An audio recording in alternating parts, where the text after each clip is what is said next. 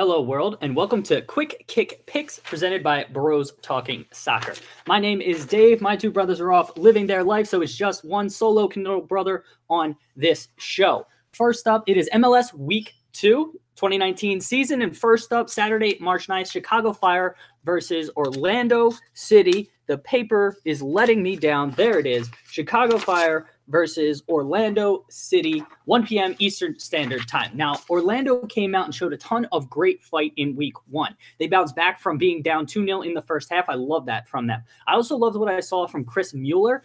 A lot of players have a sophomore slump, a hangover after their rookie season. He looked like a leader. He was taking free kicks. He was really spurring them on, and I love seeing that from that player. I was really impressed with him. On the Chicago Fire front, I was really impressed with Frankowski. He was a winger, absolute baller, really pacey, very tricky, but the Fire defense is going to be an issue for them all season. They really should have been up multiple goals against the Galaxy. They let them hang around, and the Galaxy got 2 late on to end up losing. Chicago Fire fans are going to feel hard done. If Nikolic is back for the Fire, I'm not sure that he is, but if he's back, I'll say Chicago gets a 3-2 home victory here.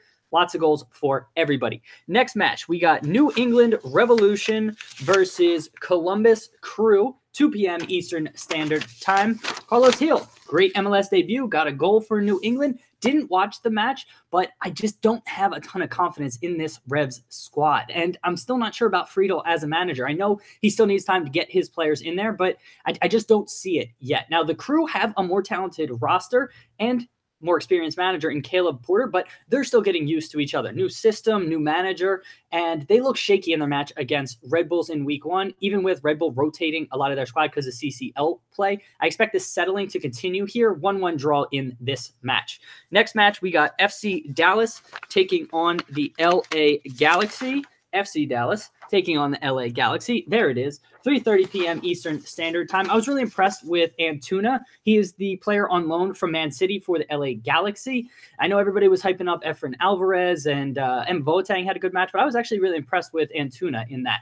Obviously, the Alessandrini injury is not good, but again, Boateng looks pretty good in his place. I think they'll be okay there. Signed Joe Corona this week. We'll see if he can get integrated into the squad. Also, obviously, it was awesome seeing a 16-year-old make his debut, be involved in both goals. Efren Alvarez, excellent work there. I'm still just not confident in LA's defense, though. So the Chicago Fire should have won that game easily, and the Galaxy just gave up way too many chances to them. From an FC Dallas perspective, they dropped points at home versus, as I've already alluded to, a relatively poor Rev side. I think the club is going to continue to have an adjustment period here under Luchi Gonzalez, new manager. High-scoring draw on this one, 2-2. Next match we got is Houston versus the Montreal Impact, 5 p.m. Eastern Standard Time, Saturday, March 9th. Montreal came back, gave up a goal early against San Jose, bounced back. Taider and Piatti got goals. They are so good. I really like Montreal's roster this year. If they can stay healthy, look out for Montreal. Houston, meanwhile, still involved in CCL play. Did not go well down in Mexico for them. Actually, no, it was at home. Just the fans made it seem like it was at Tigres.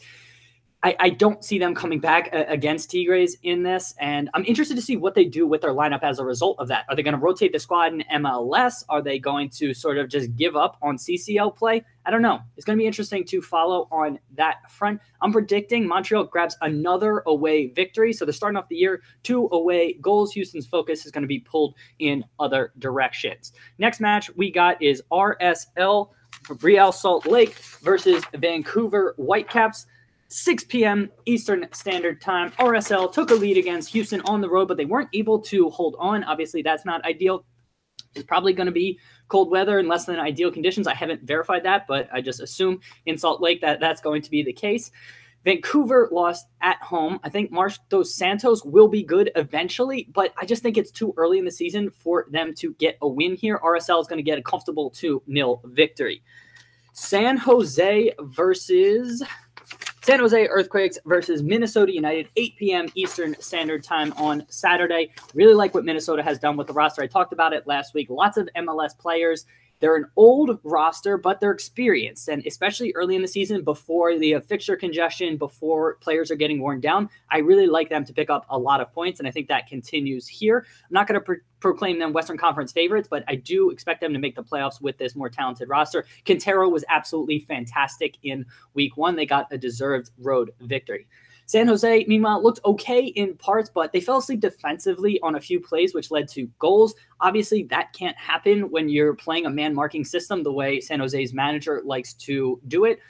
I expect Quintero, Ibarra, Molino, and company from Minnesota to really prey on that and start the season again off with 2 straight road victories, same as Montreal. 2-1 Minnesota win on the road. Last match of the day on Saturday, March 9th. Seattle Sounders are taking on the Colorado Rapids. 10 p.m. Eastern Standard Time. I really like how dangerous Seattle looked in that first match. Now, grain of salt, Cincinnati, I'm not sure how talented they were. They looked a mess defensively, but still. Got to give him props there. Rui Diaz looked fantastic. Lodero and Morris, all amazing. Very, very dangerous. Rodriguez was really, really good as well on the wing. Excellent games from their best players. Now, I'm not sure how much we can take out of that Rapids game from week 1 beyond just the Rapids have a ton of heart. Down a man after 30 minutes or less in a snowstorm, coming back on 2 separate occasions and just sticking it out. You absolutely love to see it. Again, I don't know how much to take away from it. I was a fan of the Rapids roster, what they've done in the offseason. I'm excited to see them actually get to play in somewhat normal weather. Feilhaber and Kamara were on the score sheet in week 1. Acosta set up Kamara's goal. And so, again, all these new players. I know Acosta came in the summertime, but signed a new contract. Again, he's getting settled, and I love seeing that. I was disappointed personally. Diego Rubio was withdrawn very early because of the red card. He was on my fantasy team, and I was really frustrated that he was taken out. I'm excited to see what he can do in a full match. I think Sounders give this a good match, I think the Rapids give this a good match, but Seattle ultimately prevails at home. Something like 2-1 until late, and then Seattle adds an insurance goal in the very, very end as the Rapids are pushing forward. Specific guarantees. That's what you come here for. Moving on to Sunday, March 10th. We got 4 games. We don't have 10 games. We have 4 games that day. NYC FC versus DC United gets us kicked off along with the SKC versus Union, and we'll get to that next. NYC FC versus DC United, 3 p.m. Eastern Standard Time. Mitrita looked very good for NYC FC week 1. Again, I didn't see the first half of this match. I was watching the Union match, which we'll get to that in the next section. But again, Mitrita looked very good from the highlights I saw. I don't know if it was the fact that they were already up, but they didn't look impressive when I did happen to flip on the match, mainly in the second half. Orlando City looked like the much stronger side. Again, I don't know how much to take away from that because they already had a 2-0 lead. Obviously, home field advantage at Yankee Stadium for NYC FC. That tiny, tiny pitch is, you got to favor them in almost any matchup that they come across. Interested to see how Mitrita and some of the other new players adapt to that. DC, meanwhile, may have been the best team in week 1. They looked absolutely great. Paul Arriola was very dangerous. Happy to have him on my fantasy team as well. I called that. He looks good for the U.S., and he's continued that form for DC United. Defensively, they looked pretty strong as well, particularly in center midfield, disrupting Atlanta United. They were the only team to get a shutout week 1, and Atlanta United has one of the best attacks, even though they're a bit disjointed right now. Impressive from DC to get a shutout there. I'll say NYCFC gets a tight win here because I'm always going to favor them at Yankee Stadium, but could be really, really, really close. Too many reallys there. Don't know why I said that many. SKC versus the Union is the next matchup. Sporting Kansas City versus Philadelphia Union, 3 p.m. Eastern Standard Time. Extremely disappointed as a Union fan. You can see my scarves back here. They did not play well in week 1. Now that I have time to process everything, immediately after the match, I called Christian and I spoke. We were yelling at each other, very upset about the match. I've calmed down. The Union actually had better expected goals. They were just lacking finishing, which was obviously disappointing to see. And obviously, the big thing everyone is noticing and talking about, Harris Medunjanin at the number 6 in a lone defensive midfielder role with a tight diamond. It did not work whatsoever. So I'm looking forward to either a rotation in the lineup, a different way that they're going to play, because that can't happen. Michael Bradley was wide open on his 2 goals, and that was very, very disappointing to see. SKC, meanwhile, looks very, very strong, even with the loss to LAFC and the loss midweek to Independiente in CCL. They had a ton of lineup rotation for CCL midweek down in Panama, which makes me think they're going to roll out a really strong side against the Union and follow that up with another really strong side against Independiente next week. The only thing keeping the Union in this match, again, would be a heavy lineup rotation. I just can't see that happening. I do want to point out no Espinoza for SKC. He looked terrible in Panama. I'm not sure what was going on there. I I guess Rowe might be the one coming in for him. I'm interested to see who comes in for him in the middle of the park. But again, I'm going to favor SKC in this one. Union may be able to nick a road draw. They seem to play well in Kansas City, but I don't have a ton of confidence in that. SKC should win relatively comfortably. Atlanta United versus FC Cincinnati. My fingers are not allowing me to grab these papers. Atlanta United versus FC Cincinnati, 5 p.m. Eastern Standard Time on Saturday, March 10th. As expected, the league's most talented attacking side was held scoreless in week 1, the only side to have that happen to them. I think left back's going to be an issue for Atlanta the entire season. Breck Shea, I'm not sure he's the answer. George Bello, 17-year-old, very young player. I don't know if you can count on him, so that's going to be something to keep an eye out for Atlanta United. Also, I touched on this a little bit before, DC United, how they defended Atlanta United, but if a team, so if FC Cincinnati can get in and break up Atlanta United's center midfielders and really disrupt them, they look very disjointed in attack, and Barco and Pity Martinez are not moving the ball quick enough and are not connecting with Joseph Martinez, and that's disappointing to see from an attack that was so fluid and still has a ton of talent.